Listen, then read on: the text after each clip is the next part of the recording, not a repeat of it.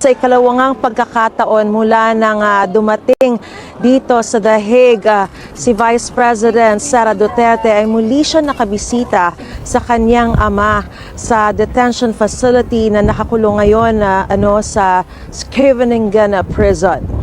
Sabi ni Vice President Duterte, pinauuwi na raw siya ng dating Pangulo sa bansa. Pero aniya, inaayos pa niya ang defense team ng ama. Sa ngayon, bukod kay British-Israeli lawyer Nicholas Kaufman na tatayong lead counsel, ay may kinakausap pa raw siyang ibang abogado para sumali sa team. Ayon din kay Vice President Sara, hindi raw magiging bahagi ng defense team ng dating Pangulo si Attorney Harry Roque. Hindi pa kasi na-establish kung ano yung basis ng pag-stay niya dito sa Netherlands, and we don't want complications ba.